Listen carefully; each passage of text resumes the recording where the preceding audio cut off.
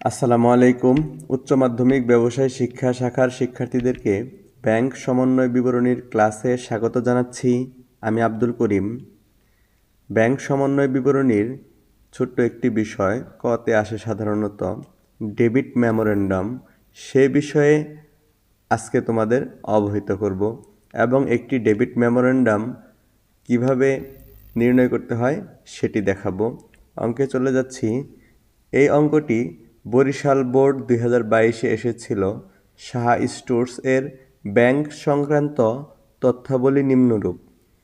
আর করণীয় রয়েছে, কতে এসেছিল এটি আমরা শুধু এই অংশটুকু করব। ব্যাংক কর্তৃক ইস্যুকৃত ডেবিট মেমোরেন্ডামের পরিমাণ নির্ণয় করো। আমরা ডেবিট মেমোরেন্ডাম নির্ণয় করব। তো সমাধানে চলে যাচ্ছি।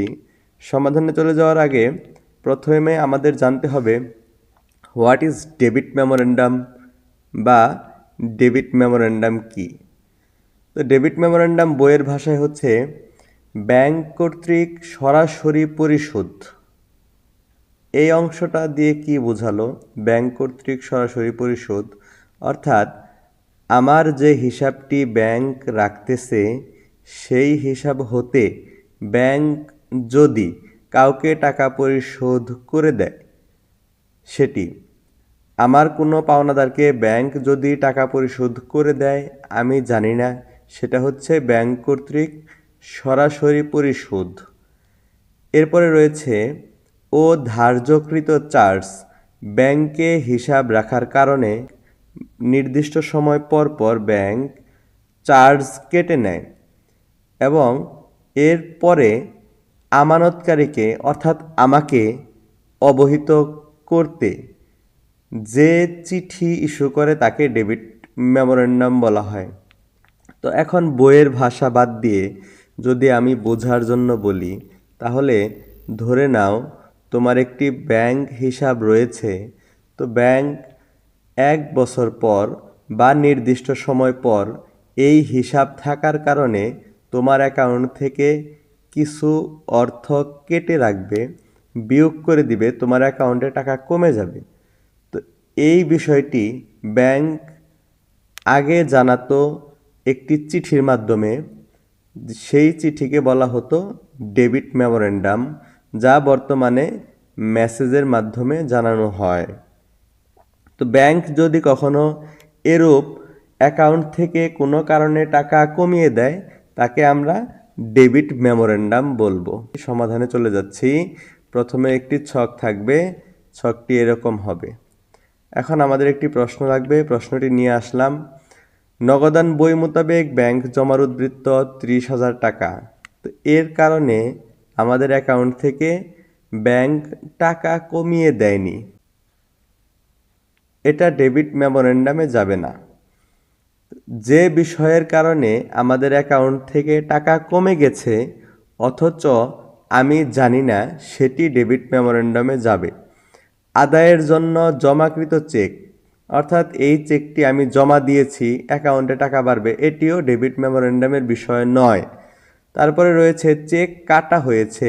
আমি একটি চেক লিখে ব্যাংকে পাঠিয়েছি, এটা হচ্ছে চেক কাটা হয়েছে, এটাও ডেবিট মেমোরেন্ডামের বিষয় নয়। এই বিষয়টি আমি জানি যে আমি চেক মারফত অ্যাকাউন্ট থেকে টাকা কমিয়ে দিয়েছি। তো ডেবিট মেমোরেন্ডামের বিষয় হলো যে আমার অ্যাকাউন্ট থেকে টাকা কমে যাবে অথচ আমি জানবো না। তো এরপরে রয়েছে ব্যাংক কর্তৃক লভ্যাংশ আদায়। তো ব্যাংক আমার হিসেবে টাকা বাড়িয়ে দিবে, লভ্যাংশ আদায় করছে, এটিও ডেবিট মেমোরেন্ডামের বিষয় নয়।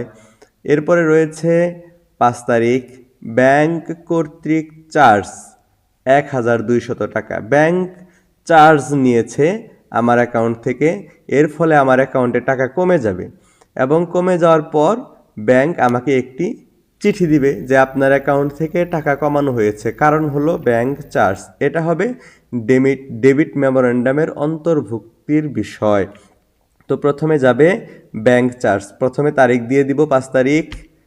5 তারিখ ব্যাংক চার্জ, ব্যাংক চার্জ রয়েছে 1,200 টাকা, 1,200 টাকা।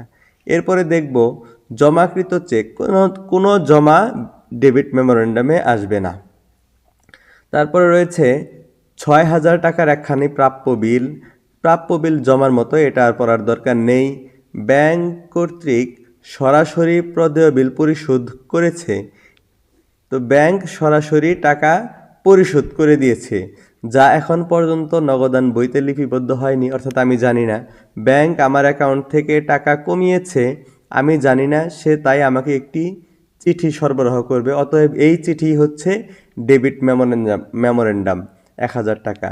তাহলে কি লিখব? ব্যাংক কর্তৃক সরাসরি প্রদেয় বিল পরিশোধ। ৮ তারিখ দিব ব্যাংক কর্তৃক সরাসরি প্রদেয় বিলের অর্থ পরিশোধ ১,০০০ টাকা। তারপরে রয়েছে ৯ নাম্বার, দেনাদার কর্তৃক সরাসরি ব্যাংকে জমা। এটা তো আমার যোগ হবে এবং এটা ক্রেডিট মেমোরেন্ডাম হবে, যেহেতু ব্যাংক সরাসরি জমা করছে, এটা ডেবিট মেমোরেন্ডামে নয়। তাহলে ডেবিট মেমোরেন্ডামের সকল বিষয় লেখা হয়েছে, এখন এগুলো যোগ করে দিব। যোগফল হবে ২,২০০ টাকা। এটাকে ক্লোজ করে দিব।